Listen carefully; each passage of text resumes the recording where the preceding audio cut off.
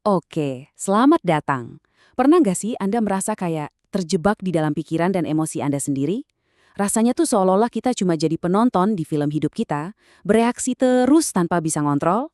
Nah, dalam pembahasan kali ini kita akan coba bedah sebuah jalan keluar. Jalan yang sebenarnya radikal, tapi di saat yang sama sederhana banget, yaitu praktek melihat batin kita apa adanya. Ini semua kita dasarkan dari ajaran Yang Mulia Nauyane Aryadama Mahatero.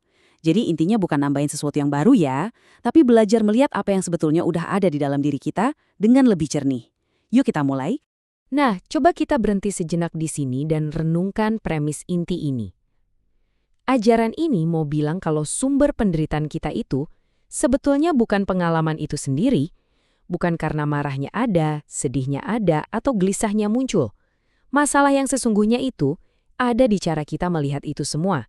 Cara kita bereaksi karena salah lihat.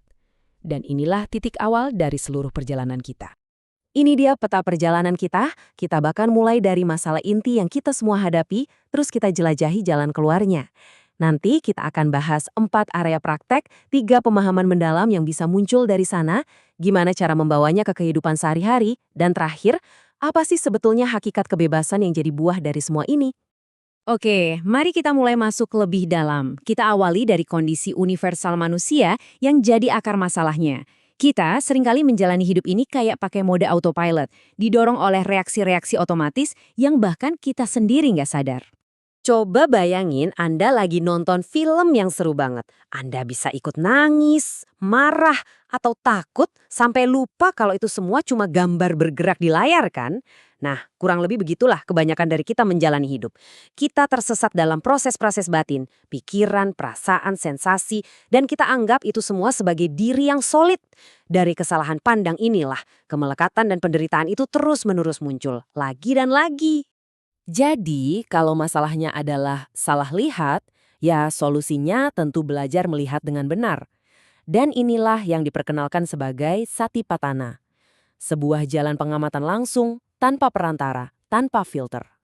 Sekarang, nah ini dia nih bagian yang paling krusial, yang jadi kunci dari semua praktik ini. Coba perhatikan bedanya ya. Melihat itu pengalaman langsung, detik ini juga. Jadi pas marah muncul, kesadarannya cuma tahu, oh ada amarah sedang terjadi. Udah gitu aja. Sebaliknya, berpikir itu udah lapisan kedua. Kita udah bikin cerita, bikin konsep soal amarah itu. Keluar deh kalimat kayak, duh aku kok marah lagi sih? Atau, aku nggak boleh marah. Lihat kan bedanya?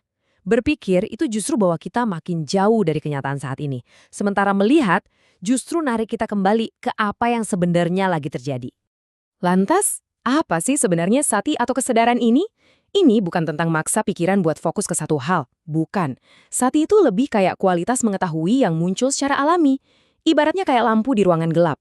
Waktu sati hadir, dia nggak menghakimi atau ngubah apapun yang ada. Dia cuma menerangi. Dan di dalam terang itulah, tercipta sebuah jeda yang sangat krusial antara pengalaman dan reaksi otomatis kita. Lalu, di mana kita menerapkan praktek melihat ini? Nah, praktek ini punya 4 area utama. 4 landasan yang mencakup seluruh pengalaman kita sebagai manusia. Anggap saja ini lapangan latihan kita.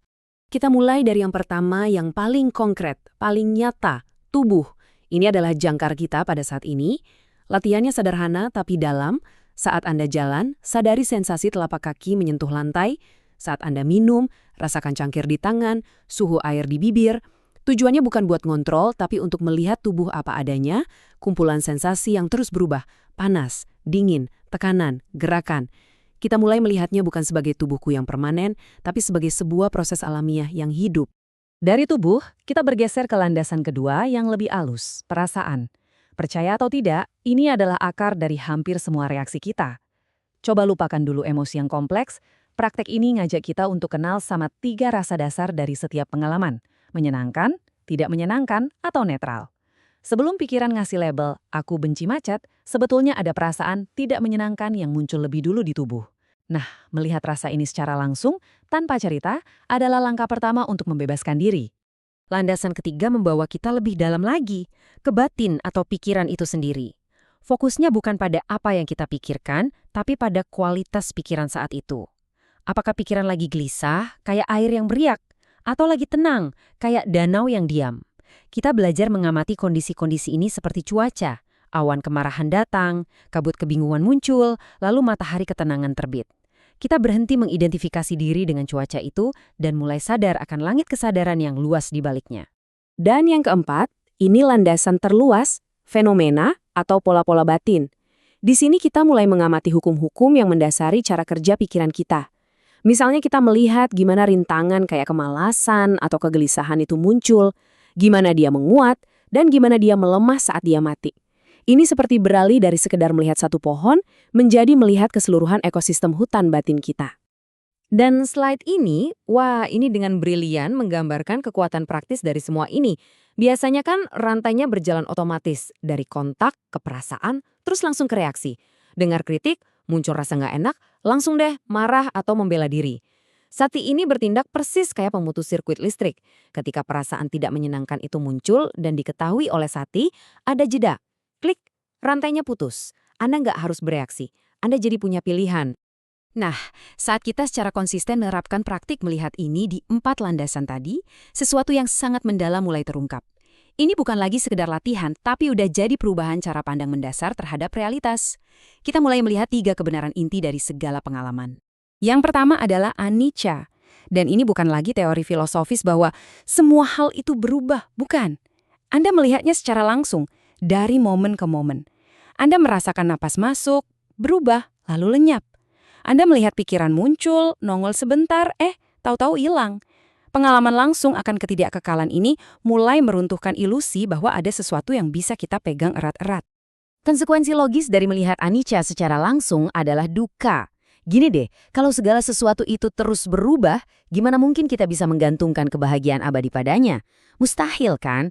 Setiap kesenangan pasti akan berakhir, setiap kondisi nyaman pasti akan berubah. Ini bukan pandangan pesimis loh ya, tapi justru sangat realistis.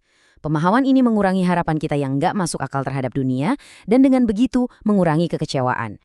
Ini dia realisasi yang paling dalam, anatta.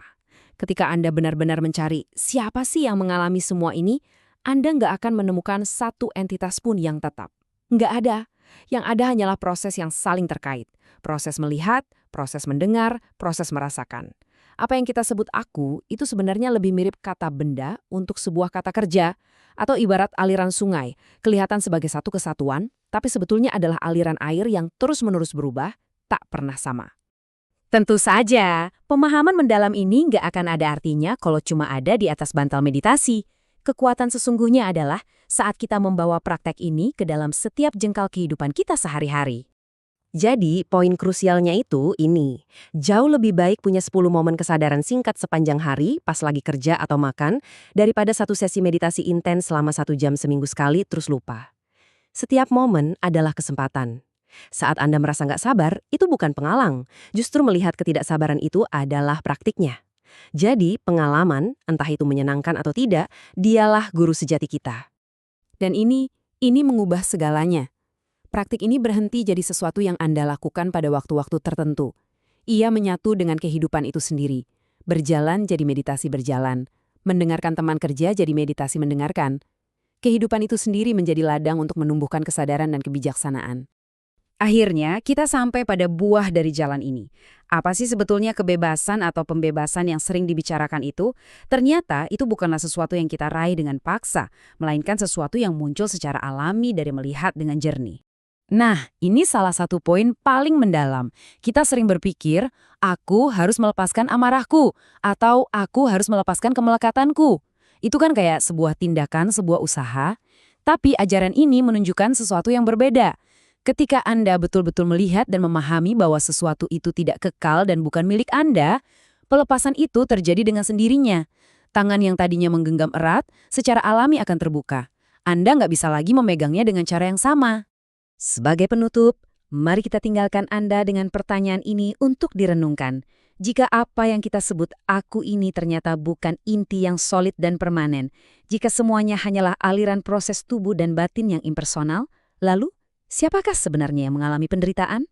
Ini adalah pertanyaan yang bukan untuk dijawab dengan pikiran, tapi untuk direnungkan dalam pengamatan langsung Anda sendiri. Karena di sanalah letak awal dari kebebasan sejati.